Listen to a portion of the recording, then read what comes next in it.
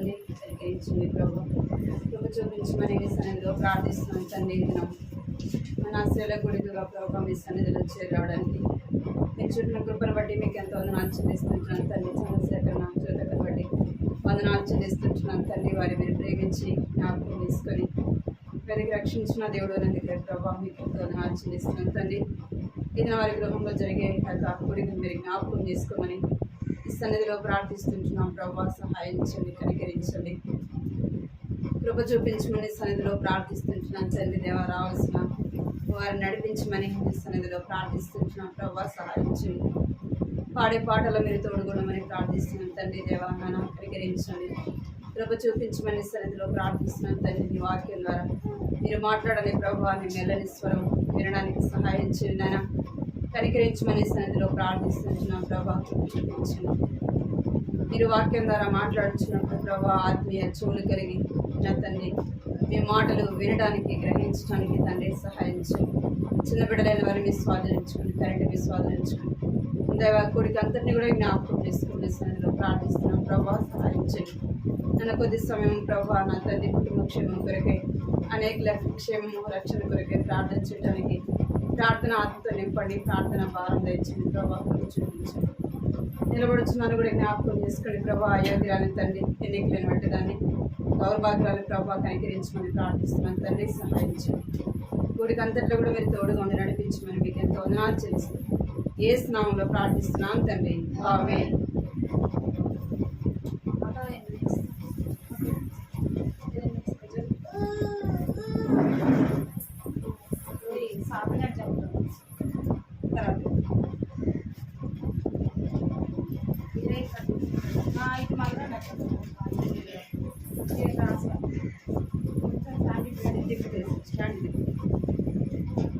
ఈ ఫోటో పడతాయి కదా మొత్తం ప్రార్థన చేసుకుంటాడు, నిలబడుతూనే ఉంటాడు.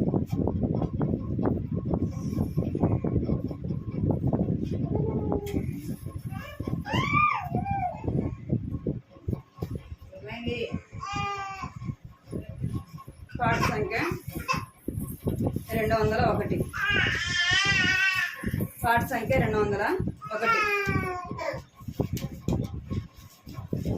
ఆరాధనకు యోగ్యుడవు, స్తుతి గీతములకు పాత్రుడవు.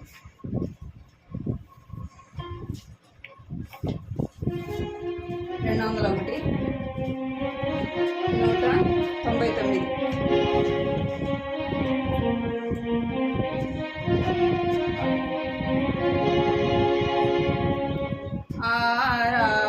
ఆరాధనలకు యోగ్యుడవు, ఆరాధనలకు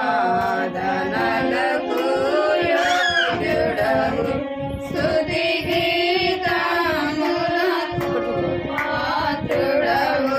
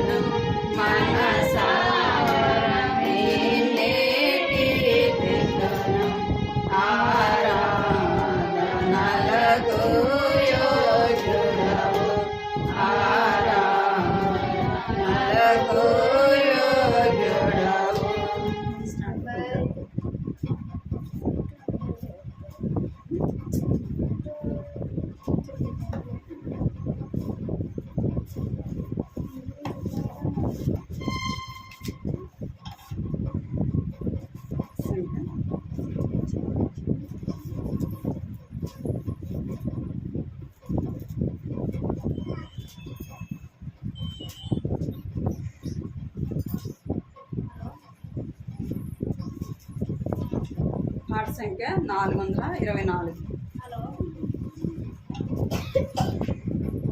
పాట సంఖ్య 424.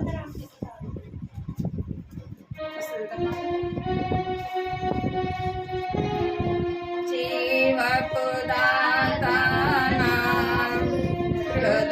హృదయములోనికి రా, నూతన వెలుగు నూతన అనుభవమందరికీ నీవు. నూతన వెలుగు నూతన అనుభవమందరికీ నీవు. నూతన జన్మమును మాకొసగి నూతనముగమము చేయన్. నూతన జన్మమును మాకొసగి నూతనముగమము చేయన్. నూతనాత్మ హృదయము నీవు నిన్ను నే స్తుతింపన్. నూతనాత్మ హృదయము నీవు నిన్ను నే స్తుతింపన్. జీవపు దాతా నా హృదయములోనికి రా, నూతన వెలుగు నూతన అనుభవమందరికీ నీవు. నూతన వెలుగు నూతన అనుభవమందరికీ నీవు. నూతన వ్యక్తిగా చేయుము ప్రభువా, లోకము చూచునట్టు. నూతన వ్యక్తిగా చేయుము ప్రభువా, లోకము చూచునట్టు. నూతన వస్త్రహారములిచ్చి సుందరునిగా చేయుము. నూతన వస్త్రహారములిచ్చి సుందరునిగా చేయుము.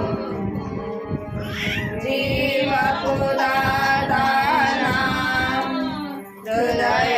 హృదయములోనికి రా, నూతన వెలుగు నూతన అనుభవమందరికీ నీవు.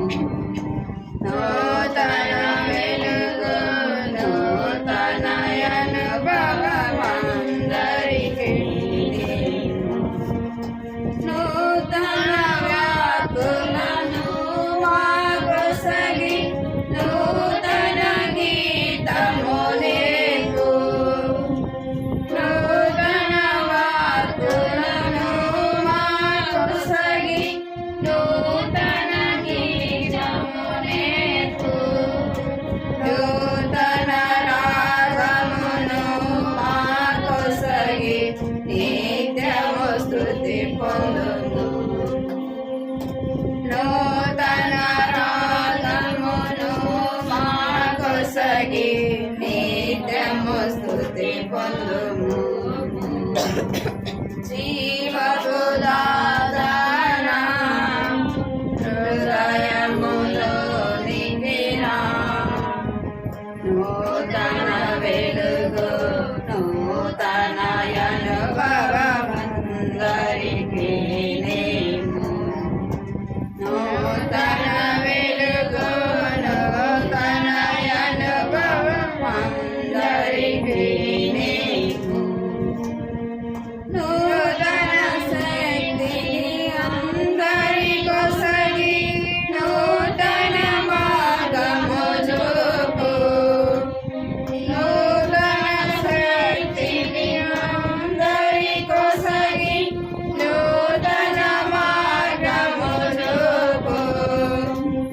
నీదు మహిమా కొరకై నాకు నూతన నడకను నేర్పు. నీదు మహిమా కొరకై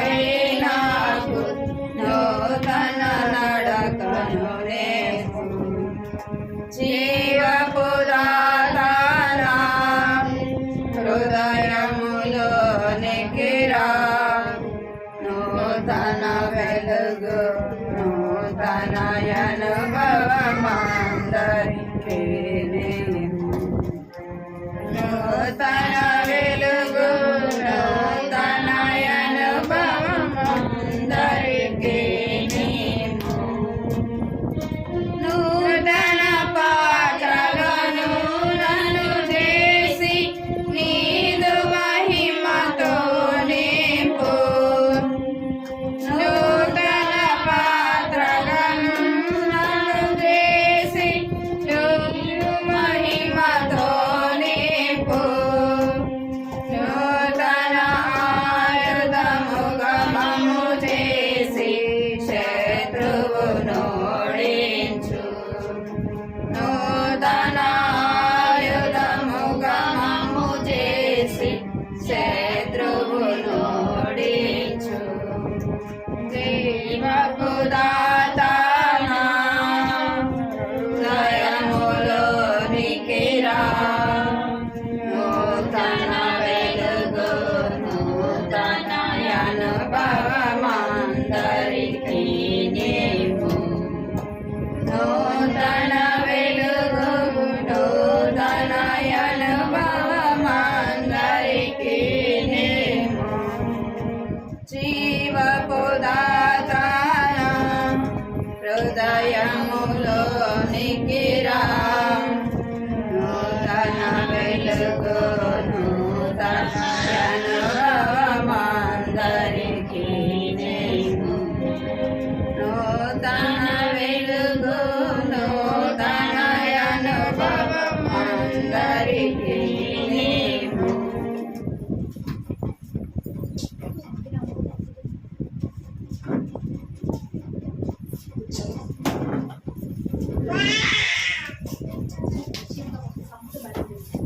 ప్రార్థన చేసుకున్నాం వాక్యం చదువుకున్నాం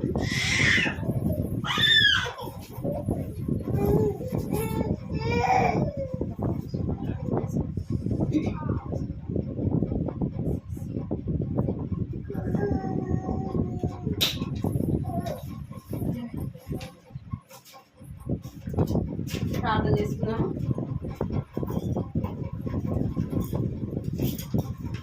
కృపా ప్రేంగల తండ్రి జీవంగల దేవా నీ బంగారు పదకొండు స్తోత్రాలు చెల్లిస్తున్నాం తండ్రి దొరికి మాటలు తోడు మాట్లాడారు ప్రభా ధన్యవాదాలు చెల్లిస్తున్నాం వాక్యం ద్వారా కూడా మాట్లాడండి ప్రభా సహాయించండి మీ యొక్క మెల్లని స్వరం వినడానికి నాన్న మీ కృప చూపించమని ప్రార్థిస్తున్నాను దాన్ని నిలబడుచున్నా నన్ను కూడా జ్ఞాపకం చేసుకుని తండ్రి అయోగ్యాలను ఈ సన్నిధిలో నిలబడటానికి కూడా అంత మాత్రం యోగ్యాన్ని కాదు ప్రభా పాత్రలను కనికరించండి ప్రభా చూపించండి మీ యొక్క స్వరం వినడానికి సహాయించిన సొంత మాటలు కాదు నాయన నా సొంత ఆలోచన దేవాటన్నిటిని వ్యర్థించండి ప్రభా మీరే మాట్లాడమని ప్రార్థిస్తున్నాను తండ్రి దేవ వ్యర్థమైనది ఏది కూడా ప్రభా నా నోట పలకకుండా మీరే కృప చూపించండి మీ వాక్యం ద్వారా మాట్లాడమని దేవానాన్న మీ వాక్యం నిత్య చూపు మాటలు కలిగిన దేవుడు నీవు గనక నీ వాక్యమైన బ్రతికించడం అది బాధలో నెమ్మది కలిగించడం సెలవించినట్టుగా తండ్రి మీరు మాట్లాడితే మాకు నెమ్మది ప్రభావ మీరు మాట్లాడితే మాకు సంతోషమైన కనికరించండి తండ్రి కృప చూపించండి ఈ సమయం ఎంత దీవెనకరంగా రావాల్సిన వారు నడిపించమని మీకు ప్రభావం చేస్తాం ఏ స్నామంలో ప్రార్థించాలి వెళుతున్నా తండ్రి ఆమేన్.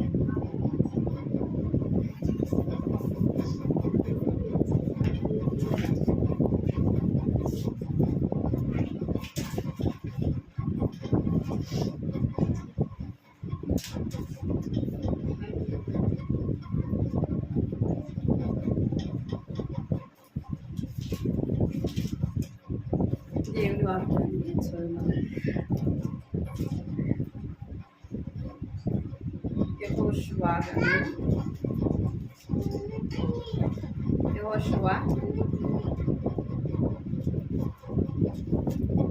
24వ అధ్యాయం 15వ మాటని ఆధారం చేసుకొని దేవుని వాక్యాన్ని చదువుతాం. యెహోషువ గ్రంథం 24వ అధ్యాయం 15వ వచనం అందరం కలిసి చదువు. అందరం కలిసి ఆ మాటను చదువు. యెహోవాను సేవించుట మీ దృష్టికి ఎందుకు వచ్చినలా మీరు ఎవరిని సేవించదురు? నది అదన మీ పితరులను సేవించిన దేవతలను సేవించదురు. అమోరీల దేశంలో మీరు నివసించుచున్నారు, వారి దేవతలను సేవించదురు. నేడు మీరు కోరుకుని మీరు ఎవరిని సేవింపగోరినను నేనును నా ఇంటి వారము యెహోవాను సేవించదమనెను.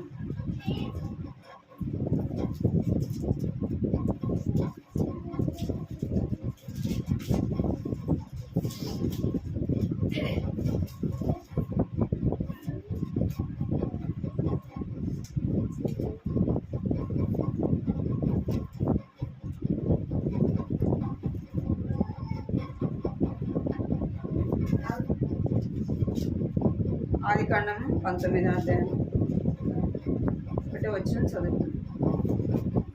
ఆదికాండము 19వ అధ్యాయము 1వ వచనం. ఆ సాయంకాలంలో ఆ ఇద్దరు దేవదూతలు లోతు సొదొమలో కూర్చొని ఉండేది. లోతు వారిని చూచి వారి ఎదుర్కొంటే చాలు. ఇక్కడ మనకి ఆ మాట అక్కడ అర్థమైంది. ఎవరంటే లోతు. మనం గత వారాల్లో చూస్తూ వచ్చినాం. 1 కొరింథీ 1వ అధ్యాయం 26 చదవం. కానీ ఆ మాటను ఆధారం చేసుకుని ఎంతో వాక్యాన్ని మనము వింటూ వచ్చాము. ఇప్పుడు ఏ మాటను ఆధారం చేసుకుంటున్నామంటే యెహోషువ 24వ అధ్యాయం 15వ వచనంలో యెహోషువ ఏమంటున్నాడంటే నేను నా ఇంటి వారం యెహోవానే సేవించదము అంటున్నాడు. ఇవాళ మనం జ్ఞాపకం చేసుకునే వ్యక్తి ఎవరంటే లోతు. మన జ్ఞాపకం చేసుకునే వ్యక్తి పేరు ఏం పేరు? లోతు. లోతు అనగా తన పేరుకి అర్థం ఏంటంటే దాచబడిన వాడు లేదా చుట్టబడినది. పేరుకి అర్థమైంది. ప్రతి ఒక్క పేరు కూడా మన పేర్లకి బైబిల్లో రాయబడిన మనం పెట్టుకున్న పేర్లకి ప్రతి ఒక్క పేరుకు అర్థం అనేది ఉంటుంది. అంటే లోతు అనే పేరుకి అర్థం ఏంటంటే దాచబడిన వాడు. లోతు పేరు ఏమంటే అర్థము దాచబడిన వాడు. ఆ మాటను మనము గుర్తు చేసుకొని దేవుని వాక్యాన్ని చూద్దాం. చూడండి, మత్తయి సువార్త 13వ అధ్యాయము 44వ వచనాన్ని చదువుదాం. మత్తయి సువార్త 13వ అధ్యాయము 44వ వచనం.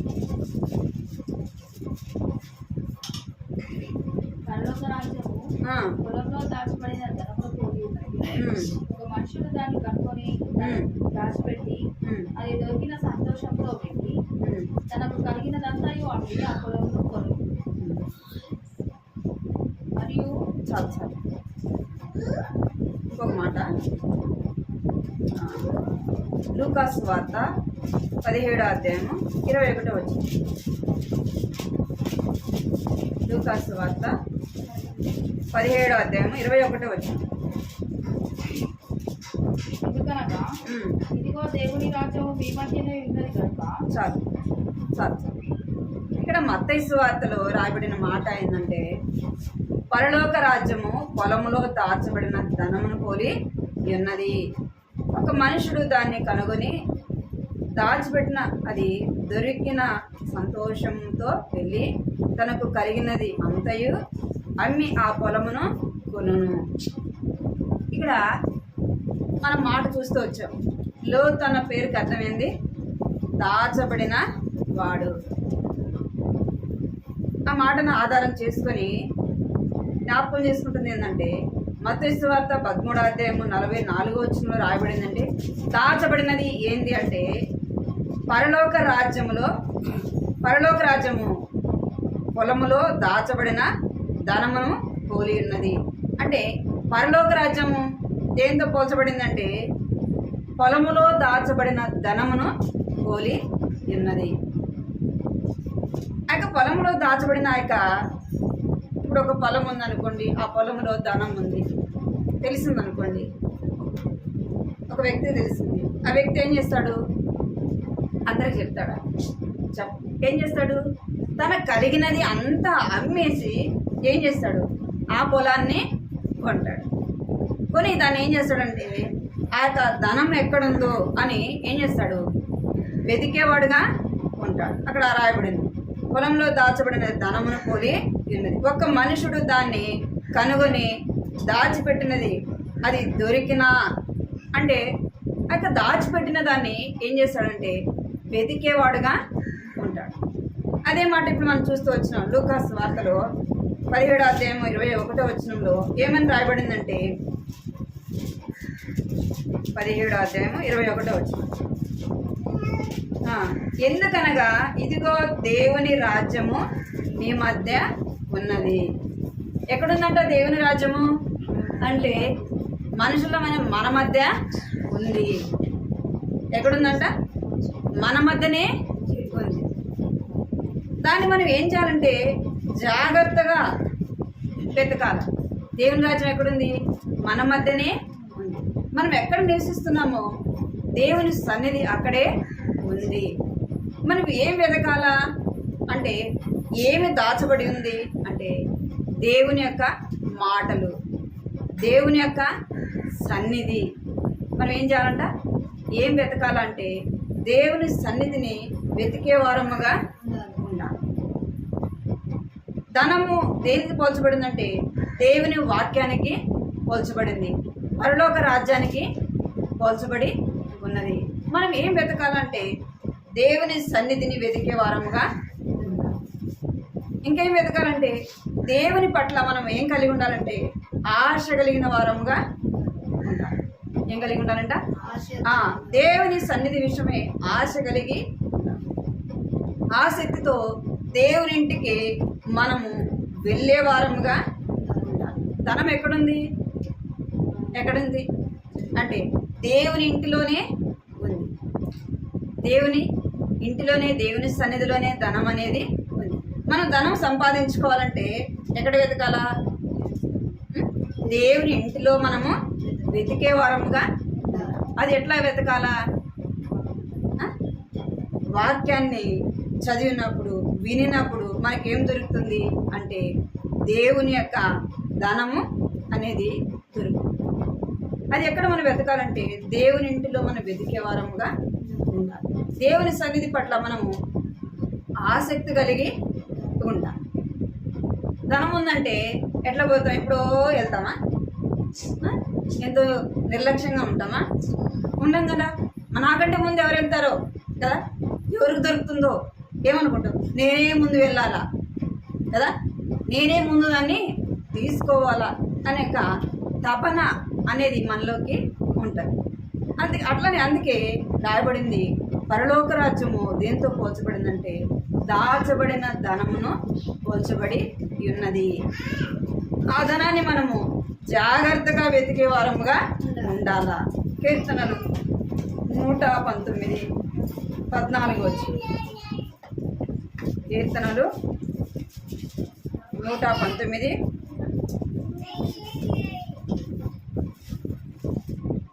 కీర్తనలు 119:14 వచ్చి చదవండి.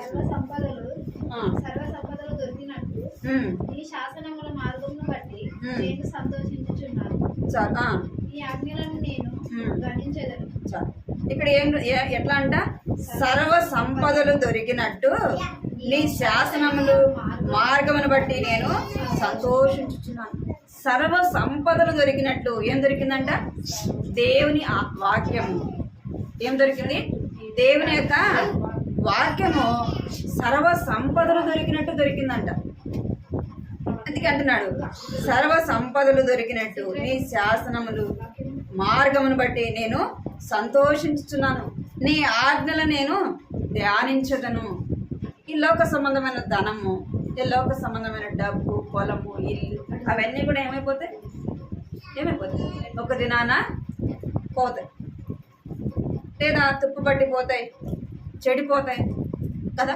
ఇల్లు మనం కట్టుకున్నా అది ఏమైపోతుంది? ఒక దినాన కూలిపోయేదిగా ఉంటుంది. అంటే ఈ లోక సంబంధమైన ధనము అనేది తుచ్చమైనది. అంటే కొంతవరకే ఉండేది. మనం ఈ లోక సంబంధమైన ధనం కొరకే ప్రయాసపడతాం, కానీ ఏ ధనం కోసం ప్రయాసపడాలంట? ఆత్మ సంబంధమైన పరలోక సంబంధమైన ధనం కొరకు మనం ఏం చేయాలంట? ప్రయాసపడాలా. అందుకే ఆ ధనం మనకు కావాలంటే మనం ఏం చేయాలా? అక్కడ రాయబడింది కదా మత్తయి సువార్తలో మాట ఏం రాయబడింది? ఒక మనుషుడు దాన్ని కనుగొని దాచిపెట్టి దాని ఎదురుకు సంతోషంతో వెళ్ళి తనకు కలిగినది అంతయు అమ్మి ఆ పొలమును కొనును. ధనమున్న యొక్క పొలాన్ని కొనడానికి ఏం చేస్తాడంట? తనకు కలిగినది అంతా కూడా అమ్మేసి ఏ దాంట్లో అయితే ధనం ఉందో, ఏ దాంట్లో అయితే దాచబడిందని తెలుస్తుందో దాన్ని ఏం చేస్తాడు? ఆ పొలాన్ని కొంటాడు. మనం ఆత్మ సంబంధమైన ధనాన్ని సంపాదించుకోవాలా. ఆత్మ సంబంధమైన ధనం మనకు కావాలంటే ఈ లోక సంబంధమైన దాన్ని ఏం చేయాలా? విడిచిపెట్టే వారముగా ఉండాలి. ఇదంతా ఇచ్చేసి మనం దేన్ని సంపాదించుకోవాలంటే ఆత్మ సంబంధమైన ధనాన్ని సంపాదించు. ఆత్మ సంబంధమైన ధనము ఎలాంటిదంటే సామెతలు 4వ అధ్యాయం 7వ వచనం. సామెతలు 4వ అధ్యాయం 7వ వచనం చదవండి. 4వ అధ్యాయం 7వ వచనం. జ్ఞానము సంపాదించుకోవడానికి జ్ఞానమునకు ముఖ్య అంశం ఈ సంపాదన అంతయు సంపాదించుకోవడం. చాలు. ఇక్కడ ఆత్మ సంబంధమైన జ్ఞానము ధనము ఎలాంటిదంటే జ్ఞానము సంపాదించుకున్నటయు జ్ఞానమునకు మూలాంశము. నీ సంపద అంతయు ఇచ్చి బుద్ధి సంపాదించుకొనుము. మనకు జ్ఞానం లేదనుకోండి, తెలుసా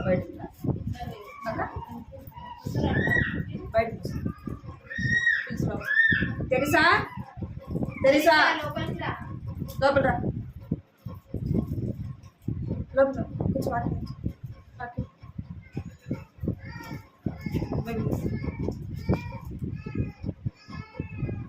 ఇక్కడ ఆత్మ సంబంధమైన ధనం ఏంటంటే జ్ఞానము సంపాదించుకుంటే.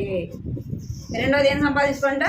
నీ సంపదను అంతయు ఇచ్చి బుద్ధి సంపాదించుకుని. జ్ఞానం లేదనుకోండి, మనకు బుద్ధి లేదనుకోండి, కొన్నిసార్లు మనం మాట్లాడుతుంటే ఏమంటారు? జ్ఞానం లేకుండా మాట్లాడుతున్నావు, నీకు బుద్ధి లేదా అంటారు. మరి బుద్ధి జ్ఞానం కావాలంటే ఎవరు ఇస్తారు? షాప్లో ఇస్తారా? మార్కెట్లో ఇస్తారా? ఎక్కడ దొరుకుతుందంట అంటే దేవుని దగ్గరే దొరుకుతుంది. దేవుని దగ్గర మనకు జ్ఞానము బుద్ధియు కావాలంటే ఏం చేయాలా? మనకు కలిగినది ఇచ్చేయాలి. మనం ఏదైనా తెచ్చుకోవాలంటే మన దగ్గర ఉన్నది ఇచ్చి తెచ్చుకోవాలి. అయితే మనం ఏం సంపాదించుకోవాలంటే జ్ఞానము సంపాదించుకోవాలి. ఇంకేం సంపాదించుకోవాలంట? బుద్ధియు సంపాదించుకునే వారముగా. ఇవి ఎక్కడున్నాయంటే ధనముతో పోల్చబడినవి, దాచబడినవిగా ఉంటాయి. ఎవరు మనకు జ్ఞానం ఇచ్చేవారు అంటే దేవుడే. మనకు బుద్ధి నేర్పించేవారు ఎవరంటే దేవుడే. మనం మంచి మార్గంలో నడవాలంటే ఎవరు నడిపించేది? దేవుడు. అది లోకం మనకు నేర్పిస్తుందా? మనం మంచి నడవాలన్నా, మనం మంచిగా ప్రవర్తించాలన్నా మన వల్ల అవుతుందా? ఎవరైనా అలాగ నడిపిస్తారా అంటే అది మన వల్ల కాదు. అది ఎక్కడ దొరుకుతుంది అంటే దేవుని సన్నిధిలోనే కదా. దేవుని వాక్యం చదువుట ద్వారా, దేవుని వాక్యము వినుట ద్వారానే మనం ఎలాగ మాట్లాడాలా, ఎలాగ జ్ఞానం కలిగి నడుచుకోవాలా, ఎలాగ బుద్ధిగా మనం ఉండాలా అనేది ఏం చెప్తుంది మనకి? దేవుని వాక్యం ద్వారానే చెప్పబడుతుంది. అందుకే దేవుని రాజ్యము ఎక్కడుందంట? మీ మధ్యనే ఉంది. దేవుని రాజ్యం ఎక్కడుంది? మీ మధ్యనే ఉందంటే దేవుని యొక్క రాజ్యము మన మధ్యనే ఉంది. అంటే దేవుని రాజ్యాన్ని మనము మొదట వెతికే వారముగా ఉండాలి. ఏం వెతకాలంట? మొదట ఈ లోక సంబంధమైన కాదు, మనం వెతకాల్సింది ఏం వెతకాలంటే దేవుని రాజ్యమును మనం మొదట వెతకాలి. మత్తయి సువార్త 6వ అధ్యాయము 33వ వచనం. మత్తయి సువార్త 6వ అధ్యాయం 33వ వచనం చదవండి. కాబట్టి ఆ, మీరు ఆయన రాజ్యమును ఉమ్. నీతిని మొదట వెతుకుడు, ఉమ్. అప్పుడు అవన్నీ మీకు ఉమ్. అనుగ్రహింపబడు. చాలు. రేపటి ఇక్కడ ఏం రాయబడిందంటే మనము ఈ లోక సంబంధమైన దానినే వెతుకుతుంటాం. లోక సంబంధమైన దాని మీదనే మన దృష్టి, లోక సంబంధమైన దాని మీదనే మన మనస్సు. ఏదంటే ఏం తినాలా, ఏం తాగాలా, ఏమి ధరించుకోవాలా కదా, రేపటికి ఏం సంపాదించుకోవాలా, రేపటికి ఏమి సమకూర్చుకోవాలా అని వీటి మీదనే కదా మన దృష్టి అంతా వీటి మీదనే ఉంటుంది. అందుకే వాక్యంలో రాయబడింది, కాబట్టి మీరు ఆయన రాజ్యమును నీతిని మొదట ఏమంట మొదట ఏమెత్తుకోరంట, ఆయన రాజ్యమును నీతిని మొదట వెతుకు. ఏముందంటే ఆయన రాజ్యంలో ఏముంది, నీతి కదా, ఏముంది, నీతి అనేది ఆయన దగ్గరే, జ్ఞానము ఆయన దగ్గరే ఉంది, బుద్ధి ఆయన దగ్గరే ఉంది, సర్వ సంపద ఆయన దగ్గర ఉంది. మనం జ్ఞానం కలిగి నడుచుకోవాలన్నా, బుద్ధి కలిగి మాట్లాడాలన్నా, నీతిగా ప్రవర్తించాలన్నా ఎక్కడ దొరుకుతుంది మనకి అంటే దేవుని సన్నిధిలోనే మనకు దొరుకుతుంది. దేవుని సన్నిధిలోనే మనకు దొరుకుతుంది.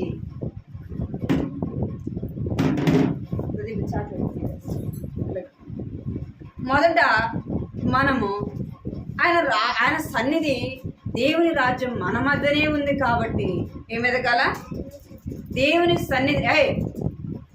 సరే కూర్చో, అస్సలు పలకదు సరే. సరే మీరు ఇక్కడ చూడాలి, మన దేవుని యొక్క రాజ్యము, దేవుని యొక్క సన్నిధి మన మధ్యనే ఉంది. ఆయన రాజ్యాన్ని మొదట మనము వెతకాలి. ఆయన రాజ్యాన్ని వెతకాలంటే ఏం వెతకాలంటే ఆయన రాజ్యం దేనితో పోల్చబడిందంటే దేవుని సన్నిధితో పోల్చబడింది. దేవుని ఇంటి పట్ల మనకి ఏముండాలా, ఏముండాలా, ఆసక్తి ఉండాలి. దేవుని సన్నిధి పట్ల ఆశ కలిగి ఉండాలి. అందుకే దావీదు రాజు అంటాడు, నీ ఇంటికి వచ్చిన ఆసక్తి నన్ను భక్షించుచున్నది. అంటే దేవుని ఇంటి పట్ల నీకు నాకు ఆశ కలిగి ఉండాలి. మన ధనము, మన సంపద ఎక్కడుందంటే దేవుని ఇంటిలోనే ఉంది. ఈ లోక సంబంధమైనది ఏది కూడా మనతో పాటి రాదు. కానీ ఏమొస్తుందంటే ఆత్మ సంబంధమైన ధనమే మనతో పాటి వస్తుంది. దాచబడిన ధనాన్ని మనము వెతికే వారముగా ఉండాలా. చూడండి, యోబు గ్రంథము 3:21.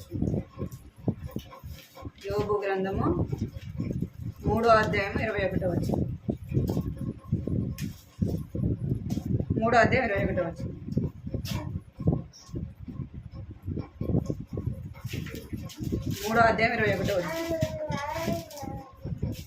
చదవండి, తీసుకున్నాను. వారు మరణమునే పేర్చింతురు, దాచబడిన ధనము కొరకైనట్టు దానిని కనుగొనుటకై వారు లోతుగా త్రవ్వుచున్నారు, కానీ అది వారికి దొరకకై ఉన్నది. చాలు. ఇక్కడ దాచబడిన ధనం కొరకైనట్టు దానిని కనుగొనుటకై వారు లోతుగా త్రవ్వుచున్నారు, కానీ అది వారికి దొరకకయే ఉన్నది. అంటే మనము దేవుని రాజ్యాన్ని కావాలని కదా, దేవుని రాజ్యము కావాలని, దేవుడు కావాలని, దేవుని మనము సంపాదించుకోవాలని మనం వెతుకుతున్నాం. కానీ మనము మన వెతుకు ఎలాగుందంటే సరైనదిగా లేదు. ఎట్లా లేదు, ఏదైనా పోయింది అనుకోండి, ఏదైనా విలువైంది పోయింది, దాన్ని ఎలాగ వెతికితే దొరుకుతుంది? పట్టనట్టి వెతికితే దొరుకుతుందా? దొరికితే దొరికింది, లేకపోతే లేదులే అని ఆడ అట చూసాం అనుకోండి, దొరుకుతుందా? దొరకదు. దాన్ని ఎలాగ వెతకాలా? జాగ్రత్తగా వెతకాలి కదా. ఏం చేయాలంట? జాగ్రత్తగా వెతకాలి. ఒక స్త్రీ 10 వెండి నాణ్యములుంటే ఒక నాణ్యం ఏమైపోయింది? పోయింది. బైబిల్లో రాడు. చూడండి, ఒక స్త్రీకి 10 నాణ్యములుంటే ఒక నాణ్యం ఏమైపోయింది? పోయింది. ఆ నాణ్యాన్ని ఆమె ఏం చేస్తుందంట, దీపం పెట్టుకొని ఇల్లంతా కూడా ఊడ్చి ఎంతో జాగ్రత్తగా వెతికింది. అప్పుడు ఆమె పోగొట్టుకున్నది ఏమైపోయింది? దొరికింది. దేవుని వాక్యాన్ని, దేవుని సన్నిధిని, దేవుని ఇంటిని మనం ఎలా వెతకాలంట?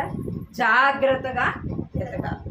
దేవుని రాజ్యాన్ని జాగ్రత్తగా వెతకాలి. అప్పుడే మనము పొందాల్సింది, మనకు కావాల్సింది మనం పొందేవారముగా ఉంటాం.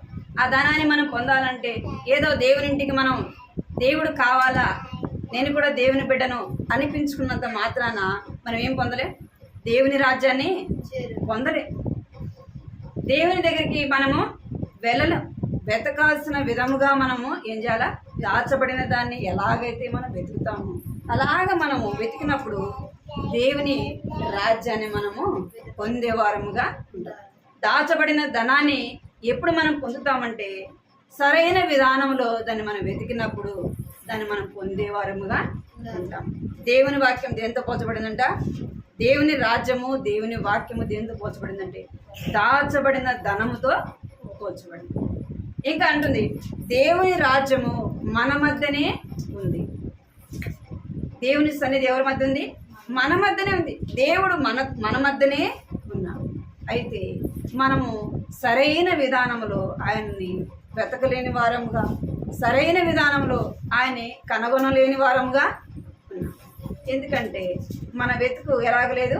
సరైన విధంలో లేదు. అందుకే మనం ఏం పొందలేకపోతున్నాం? ధనాన్ని పొందలేకపోతున్నాం. సరైన విధానంలో మనం ప్రార్థన చేయకపోతే, మనం అడిగేది సరైన విధానంలో లేకపోతే మనం అడిగింది మన దేవుని దగ్గర నుంచి పొందలేము. సరైన విధానంలో మనం వెతకపోతే మనకు కావాల్సిన మనకు దొరకదు. అందుకే ఏం రాయబడింది? దేవుని రాజ్యము ఎలాగుందంట? దాచబడిన ధనముతో పోల్చబడి ఉంది. ఎఫెసీ రాసిన పత్రిక 5వ అధ్యాయము 24వ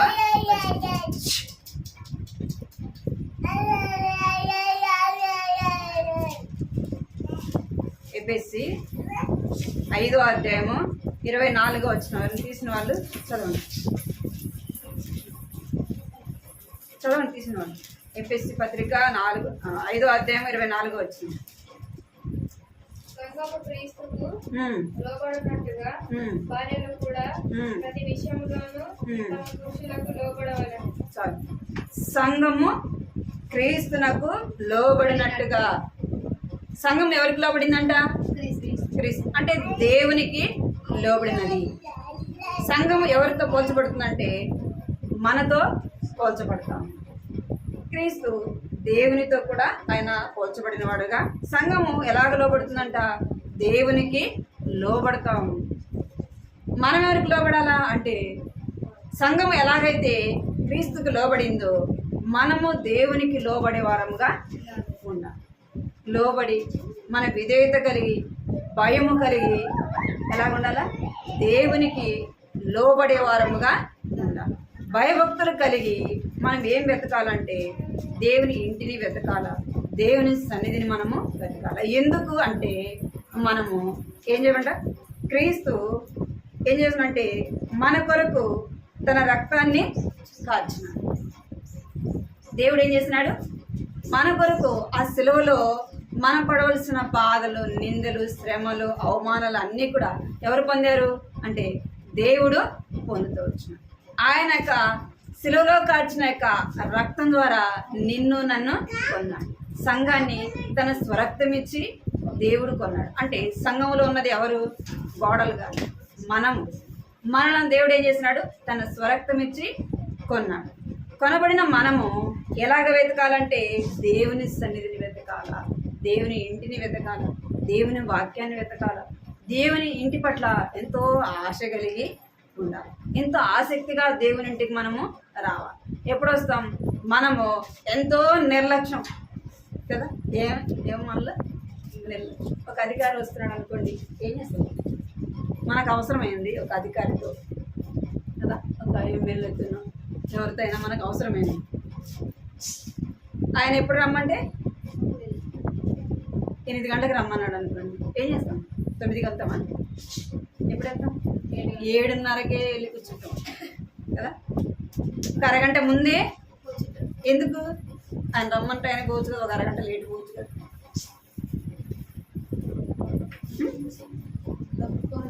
వెళ్ళిపోతాడు. అర్ధగంట లేట్ అయితే అర్ధ గంట కాదు, ఒక 5 నిమిషాలైనా మన కోసం ఏం కాసుకోడు.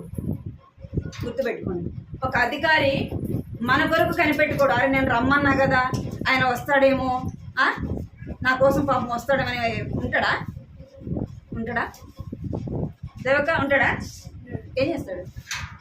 మనం ఆయన రమ్మన్న దానికంటే ముందే ఉండాలి. ఒక అరగంట ముందే ఎప్పుడు వస్తాడా బయటికి, ఎప్పుడు వస్తాడా అని ఏం చేయాలా? కనిపెట్టుకొని 2 కళ్ళు కాదు 4 కళ్ళతో ఎదురు చూడాలి. ఈ గేట్ నుంచి వస్తాడు, ఆ గేట్ నుంచి వస్తాడు, ఏ గేట్ నుంచి వస్తాడు అని మనం ఏం చేయాలి? ఎదురు చూస్తూ ఉండాలి కదా. మనం కొంచెం లేట్ అయిందనుకో వెళ్ళిపోతాడు. ఒక మనిషి పట్లే నీకు అంత ఉంటే, ఒక మనిషికే నువ్వు అంత విలువిస్తే, నిన్ను సృష్టికర్త, నిన్ను కొన్న దేవుడు, నిన్ను రక్షించిన దేవుడు, నీ కొరకు ప్రాణం పెట్టిన దేవుడు, మరి ఆయనకెంత విలువ ఇవ్వాలి? 11 గంటలకు మీటింగ్ అంటే ఎన్ని గంటలకు వచ్చిన? 11:30. మన మీటింగ్ ఆరంభించుకుని ఎన్ని గంటలకి?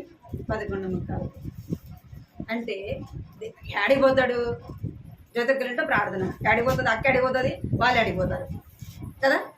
మనం పోయిందాకా ఉంటారు వాళ్ళు, అయినా కదా.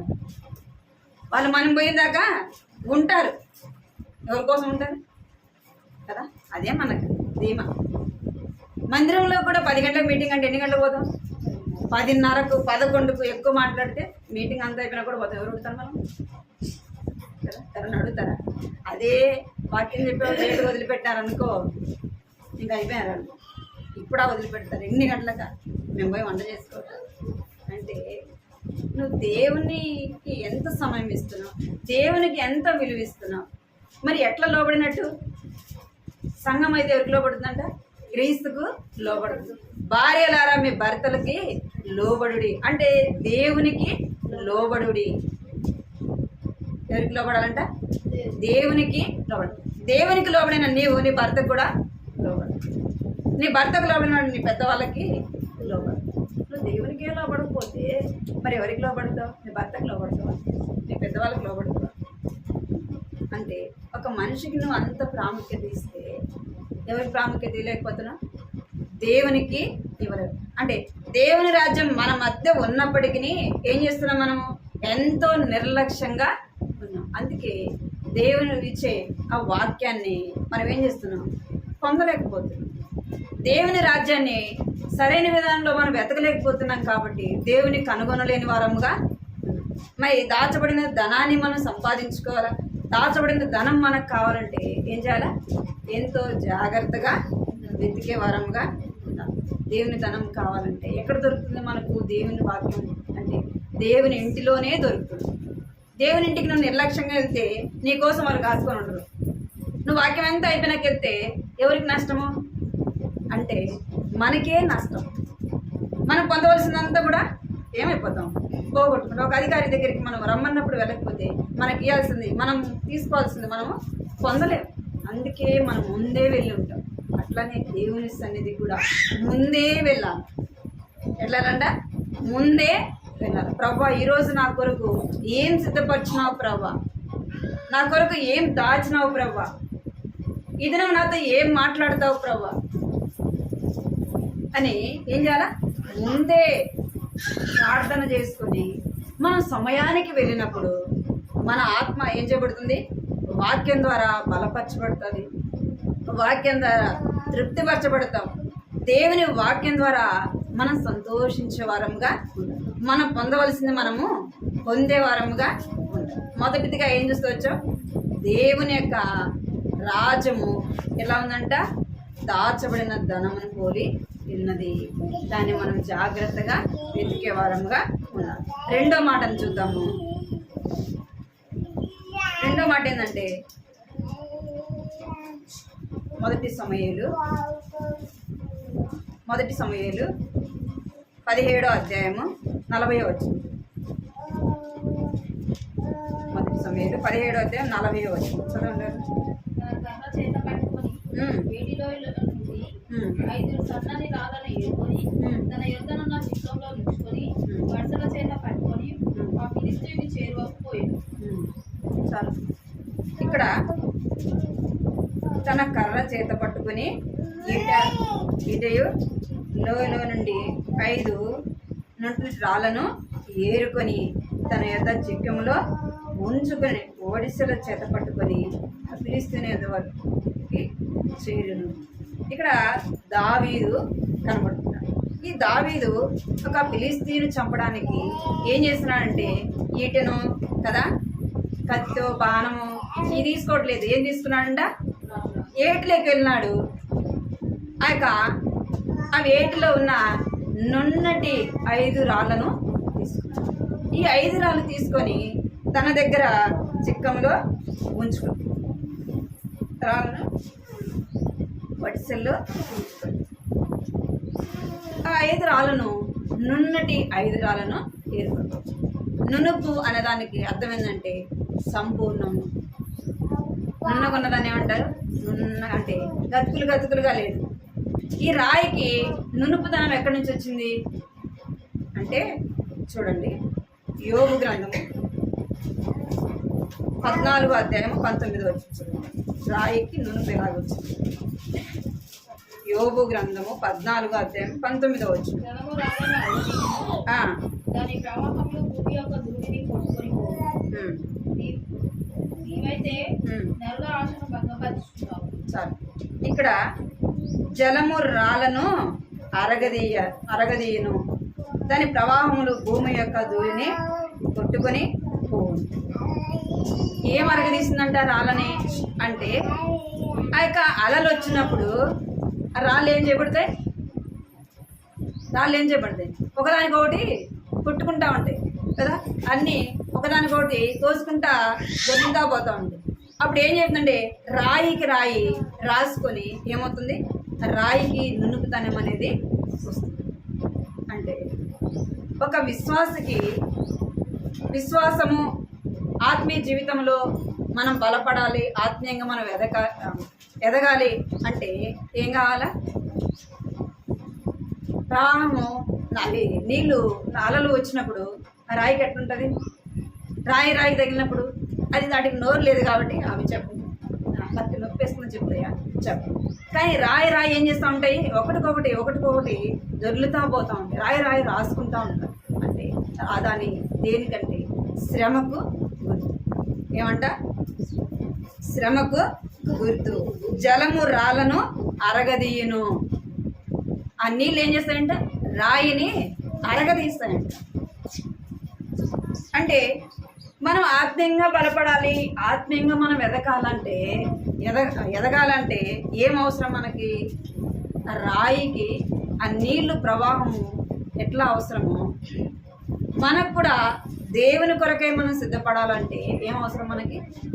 శ్రమ అనేది అవసరం, బాధ అనేది అవసరం. అందుకే బైబిల్లో రాయబడింది అనేకమైన శ్రమల ద్వారా దేవుని రాజ్యానికి చేరాలి.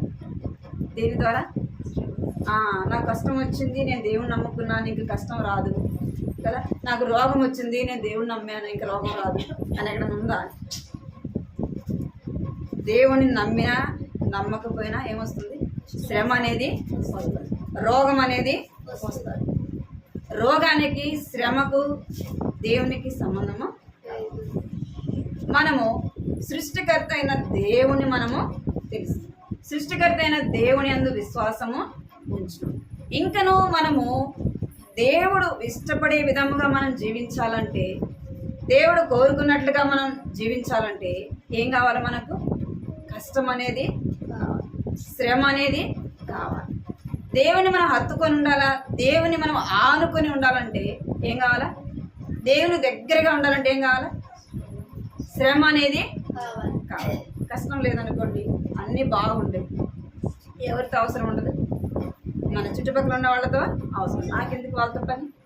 వాళ్ళతో నాకేం అవసరం కదా. మనం ఏమంటాం? అన్నీ బాగుండాయి అనుకోండి, వాళ్ళతో నాకేం అవసరం, నేను ఎందుకు మాట్లాడతాను కదా అంటే. ఇంకెక్కువ మాట్లాడితే అన్నీ బాగున్నాయి అనుకోండి, మంచి ఇల్లు ఉంది, మంచి ఉద్యోగం ఉంది, అన్నీ ఉన్నాయంటే ఎవరితో అవసరం ఉండదు, దేవునితో కూడా అవసరమా? అట్లనే మాట్లాడతాం కదా. నాకేం అవసరం, నాకెందుకు, నా జ్ఞానాన్ని బట్టి, నా బుద్ధిని బట్టి నేను సంపాదించుకున్నా అని మనము చెప్పుకుంటాం. మనము దేవుని దగ్గర కావాలంటే, దేవునికి సమీపంగా ఉండాలంటే మనకేం అవసరము? శ్రమ అనేది అవసరం. దేవుడు నిన్ను నన్ను ఇక్కడే దావీదు ఎన్ని రాళ్ళని ఏరుకున్నాడు? 5 రాళ్ళని ఏరుకున్నాడు. ఈ 5 రాళ్ళలో అక్కడ ఎన్నో రాళ్ళు ఉన్నాయి కదా, ఎన్నో నది అంటే ఎన్నో రాళ్ళు ఉంటాయి కదా, వాటిని ఏరుకోలేదు కదా. అంటే వాటికి నునుపు లేదేమో, అవి గుండ్రంగా లేవేమో కదా, అవి పనికొచ్చే విధముగా లేవేమో. అందుకనే దావీదు అక్కడున్న రాళ్ళలో వాటిని వెతికి 5 రాళ్ళని తీసుకున్నాడు. ఎందుకు? తనకు కావాలి కదా, ఆ 5 రాళ్ళు తనకి కావాలి కాబట్టి వాటిని వెతికి తీసుకున్నాడు. అన్ని రాళ్ళల్లో తనకు ఏది అవసరమో, ఏదైతే తనకు పనికొస్తుందో దాన్ని ఏం చేస్తున్నాడు? వెతికి తీసుకున్నాడు. దేవుడు నీకు నాకు శ్రమ ఎందుకు అనుమతిస్తాడు అంటే మనము ఆయనకు అవసరము. ఎవరికి అవసరము? దేవునికి అవసరము. నువ్వు ఆ రాయిలాగా అరగదీయబడితేనే, ఆ రాయిలాగా నున్నగా ఉంటేనే దేవుడు నిన్ను నన్ను వాడుకునే. మన ఇంట్లో ఎన్నో పాత్రలు ఉంటాయి కదా, ఎన్నో సామాన్లు ఉంటాయి. అన్నీ వాడుకుంటామా? అన్నీ వాడతామా? వాడతాం. ఏం వాడతాం? మనకు ఏది అవసరము, ఏది మనకు పనికొస్తుందో దాన్నే మనం ఏం చేస్తాము? వాడతాం. కొన్ని గిన్నెలు పదే మనం రోజు వాడుతుంటాం కదా, అవి ఎందుకు? అది మనకు అవసరం కాబట్టి. కొన్ని కొత్తవి ఉంటాయి కానీ అవి ఎక్కడ ఉండేటి అక్కడే ఉంటాయి, ఎక్కడ ఉండేటివి అక్కడే ఉంటాయి. అవి ఏమైపోతాయి? తుప్పు పట్టి. నేను అవసరమైనట్టు మాత్రం బయట పెట్టుకొని అవసరం లేనట్టని ఒక బాక్స్లో వేసి పెట్టాను. కొత్త బాక్స్ వేసి పెడితే అది ఏమైందంటే మన ఎందుకో తీస్తే సిలుమ తుప్పు పట్టిపోయింది. ఆ సిలుమ అంతా పోతుందని కడిగితే ఏమైపోయిందంటే రంధ్రం పడింది. అది ఏమైపోయింది? పనికొస్తుందా? అది పనికొస్తుందా? పనికిరాదు. అట్లనే ఆ రాయి ఎలాగ నునుపు చేయబడిన వాటిని దావీదు 5 రాళ్ళను వేరుకుంటూ వచ్చినాడు. దేవుడు నిన్ను నన్ను తన పని కొరకు వాడుకోవాలా అంటే, మనం ఆయనకు ఉపయోగపడాలంటే ఎట్లా ఉండాలంట? ఆ రాయి ఎలాగ నునుపు చేయబడిందో మనం కూడా అలాగ నునుపు చేయబడాలి. ఎప్పుడు నునుపు చేయబడతామంటే శ్రమల ద్వారానే, కష్టాల ద్వారానే, బాధల ద్వారానే. నేను దేవుడిని నమ్మాను కదా, నాకెందుకు ఈ కష్టం? నేను దేవుడిని నమ్మాను కదా, నేను ప్రార్థన చేసుకుంటున్నా కదా, నేను బైబుల్ చదువుతున్నా కదా, నేను దేవుని ఇంటికి వెళ్తున్నా కదా, నాకెందుకు ఈ కష్టం? నాకెందుకు ఈ శ్రమ? నాకేనా ఈ బాధలు? ఎవరు లేరా అంటే ఎవరు పెట్టే శ్రమ వాళ్ళకి. బైబిల్లో ఎంతోమంది ఉన్నారు. అయితే యోబు ఎంతో శ్రమను అనుభవించాడు కదా. యోబు ఎంతో శ్రమను అనుభవించాడు. ఏమన్నా చేశాడా అంటే ఏమి చేయలేదు కదా, ఏమీ చేయలేదు. చేయకపోయినా అంటే యోబు దేవునికి దగ్గర కావడానికి, దేవునికి ఇంకా సమీపంగా ఉండడానికి దేవుడు ఏమనిపించాడంటే శ్రమలు అనుమతించాడు. ఆ రాయిని ఎలాగా అలలు నీళ్లు నునుపు చేసినాయో ఈ యోబు కూడా శ్రమ అలాగే ఏం చేయబడింది? తన జీవితము దేవుని దగ్గరగా ఉండడానికి చేస్తాడు. 5 రాళ్ళల్లో ఎన్ని రాళ్ళు వాడాడు దావీదు చెప్పండి? చదవండి అన్నమాట. 17వ అధ్యాయము 49వ వచనం. మొదటి సమూయేలు 17వ అధ్యాయము 49వ వచనం చదవండి.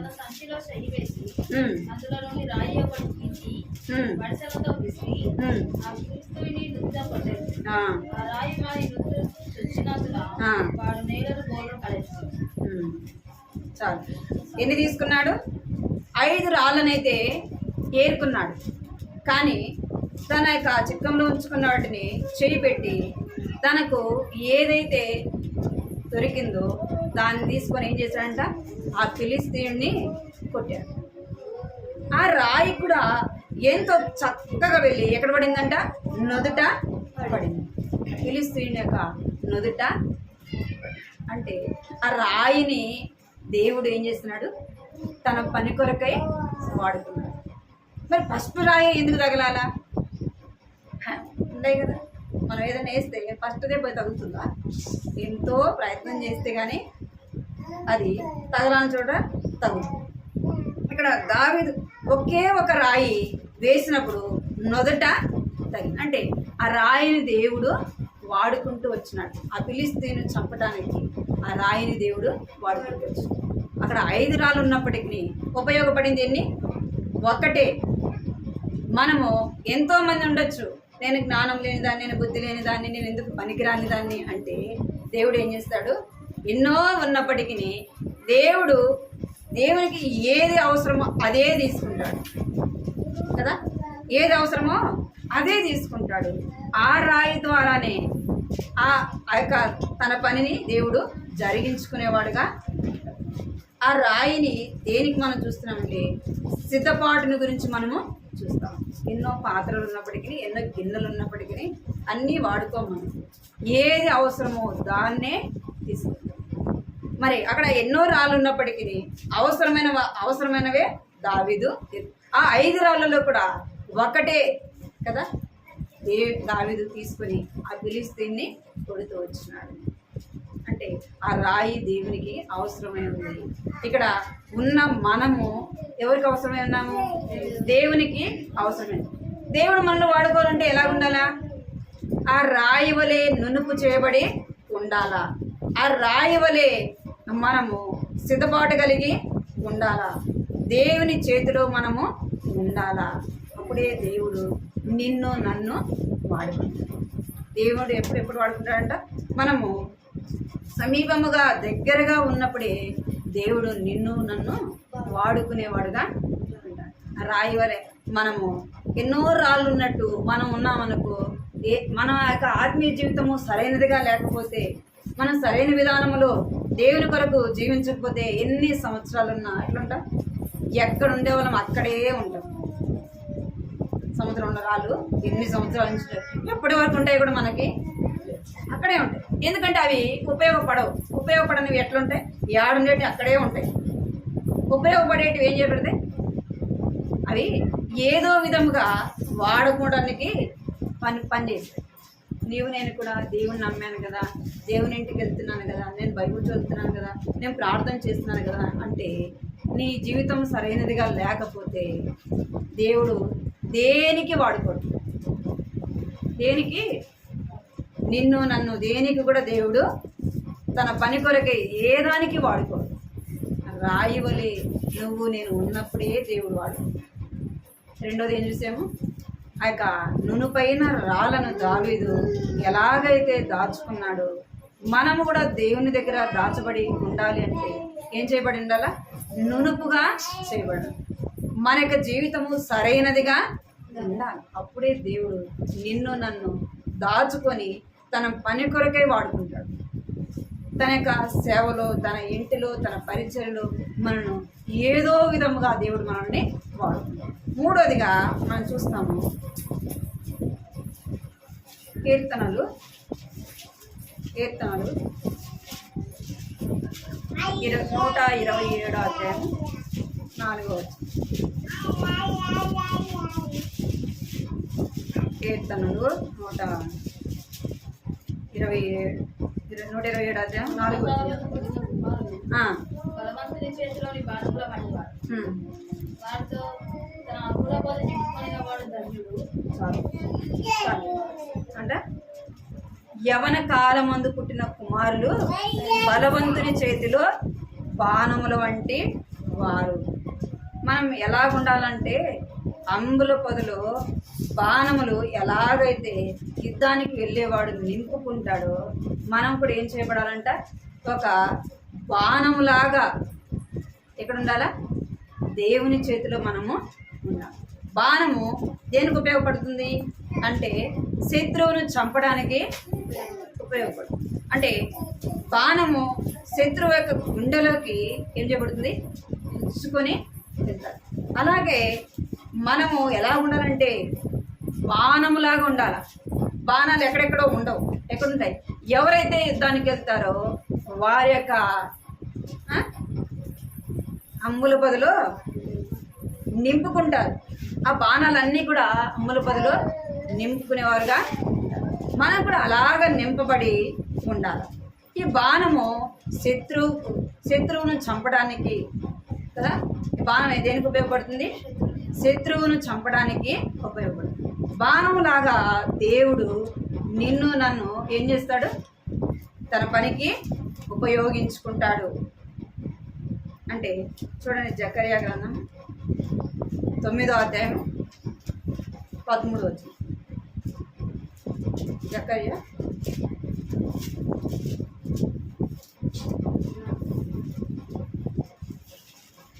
చదవండి. 9వ అధ్యాయం 13వ వచనం. జకర్యా 9 వారిని నాకు ముందుగా వచ్చుచున్నాను. ఎఫ్రాయిము వారిని బాణములుగా చేయుచున్నాను. సీయోను చాలు. ఏం చేసినంట? ఎఫ్రాయిము వారిని బాణములుగా చేయుచున్నాను. దేవుడు నిన్ను నన్ను ఎలా ఉండాలని కోరుకున్నాడంటే ఒక బాణములాగా ఉండాలని కోరుకున్నాడు. దేవుడు నిన్ను నన్ను ఒక బాణములాగా ఉండాలని కోరుకుంటాడు. అయితే సైతాన్ అయితే ఏం చేస్తుంది? తన బాణములు మన మీద ఉపయోగించేదిగా ఉంటుంది. మనం దేవుని కొరకు ఒక బాణంలాగా ఉపయోగపడితే సాతాను మనల్ని ఏం చేయదు? మన మీద తన బాణములు వేయడు. చూడండి, ఎఫెసీ రాసిన పత్రిక 6వ అధ్యాయం 10వ వచనం. ఎఫెసీ 6:10. ప్రభు యొక్క మహాశక్తిని బట్టి ఆయన యందు బలవంతులై ఉండుడి. మీరు అపవాది తంత్రములను ఎదిరించుటకు శక్తివంతులగునట్లు దేవుడిచ్చి సర్వాంగ కవచములు ధరించుకుని. చాలు. ఏముండాలంట? తుదకు ప్రభు యొక్క మహాశక్తిని బట్టి ఆయన యందు బలవంతులై ఉండుడి. మీరు అపవాది తంత్రములను ఎదిరించుటకు శక్తిమంతులగునట్టు దేవుడిచ్చి సర్వాంగ కవచమును ధరించుకునడి. అపవాది వేసే ఆ యొక్క బాణములు మనం ఎదుర్కొనే వారంగా ఉండాలంటే ఏమై ఉండాలా? దేవుని చేతిలో ఒక బాణంలాగా ఉండాలి. దేవుని చేతిలో మనం ఒక బాణంలాగా ఉంటే దేవుడు ఏం చేస్తాడు? అపవాదైన శత్రువును మన ద్వారా ఏం చేస్తాడు? ఎదిరించేవాడుగా. లేదా మనం అలా ఉండకపోతే శత్రువే మన మీద ఏం చేస్తుంది? బాణాలు వేస్తూ ఉంటుంది. ఏ బాణాలు? అవమానాలు కదా. ఇంకేం చేస్తుంది? ఆర్థికమైన ఇబ్బందులు. ఎందుకు అంటే మనం దేవునికి ఉపయోగపడేది ఎవరికి ఇష్టం లేదు? అపవాదికి ఇష్టం లేదు. అందుకే మన మీద ఏం చేస్తుందంటే అనేకమైన మన మీద నిందలు మోపుతూ, నేరాలు మోపుతూ కదా, మనల్ని ఆత్మీయంగా కృంగదీయటానికి అనేకమైన శ్రమల ద్వారా మనం ఏం చేస్తాడు? సాతాను మనం కృంగదీసేదానికి చూస్తాం. మనం అలాగా ఉండకూడదు. ఎందుకంటే సాతానుకు ఉపయోగపడే విధంగా మనము ఉండకూడదు. ఎలా ఉండాలంటే అంబుల పదులో ఎలా యుద్ధానికి వెళ్ళేవాడు బాణాలు నింపుకుంటాడు, మనం అలాగా నింపబడిన వారంగా ఉండాలి. దేవుని చేతిలో ఉపయోగపడే వారంగా ఉండాలి. శత్రువు ఆ యొక్క ఆలోచనలు, శత్రువు ద్వారా వచ్చే ఆ యొక్క శ్రమలు, బాధలు, సాతాను తీసుకొచ్చే ప్రతిదీ మనం ఎదిరించాలంటే ఏం కలిగి ఉండాలంట? దేవుడిచ్చు సర్వాంగ కవచమును ధరించుకున్న వారముగా దేవుని వాక్యం అనే ఆ యొక్క కవచాన్ని మనం ఏం కలిగి ఉండాలా? ధరించుకొని ఉండాలి. దేవునిలో మనము దృఢముగా బలముగా ఉన్నప్పుడు, దేవునిలో మనము స్థిరముగా ఉన్నప్పుడు శత్రువు ద్వారా వచ్చే ప్రతిదీ కూడా, సాతాను తెచ్చే ప్రతిదీ కూడా, అది అవమానమైన కావచ్చు, నిందలైనా కావచ్చు, ఆర్థికమైన పరిస్థితులు కావచ్చు, శ్రమ అది ఎలాంటిదైనా కావచ్చు, ఏం చేయగలం? దాన్ని మనం ఎదిరించడానికి శక్తిమంతులముగా ఉన్నప్పుడే ఎదిరించగలం. దేవునిలో మనం బలంగా లేవనుకో, దేవునిలో మనం ఆత్మీయంగా లేకపోతే చిన్న శ్రమ వచ్చినా, చిన్న కష్టం వచ్చినా ఏమైపోతాము? లోబడే వారంగా ఉంటాం. ఎవరికి లోబడతాం? సాతానికి లోబడతాం. ఆ శ్రమను బట్టి బాధపడుతూ, ఆ కష్టాన్ని బట్టి మనం ఆలోచిస్తూ ఉంటే మనలో ఉన్న విశ్వాసం అంతా ఏమైపోతుంది? మనలో ఉన్న విశ్వాసం అంతా కూడా తొలగిపోతుంది. ఎవరికి చోటిచ్చిన వారం అవుతాము అంటే సాతానికి చోటిచ్చే వారముగా. అప్పుడు సాతాను మనల్ని ఏం చేస్తాడంటే ఒక ఆయుధముగా వాడుకుంటాడు. మనల్ని ఏం చేస్తాడు? దేవునికి ఉపయోగపడాల్సిన వారం మనము ఎవరికి ఉపయోగపడతాం? సాతానికి ఉపయోగపడే వారంగా ఉంటాం. మొదటిదిగా ఏం చేస్తూ వచ్చామంటే దాచబడిన ధనం, దేవుని రాజ్యము, దేవుని వాక్యాన్ని మనం వెతికే వారముగా ఉండాలి. దేవుని సన్నిధిని వెతకాల. దేవుని వాక్యంని మనం ప్రతిదినము చదివే వారముగా ఉండాలి. అప్పుడే దేవుని వాక్యంలో ఏమి రాయబడింది, దేవుని గురించి మనం ఏం చేస్తాం తెలుసుకుంటాం.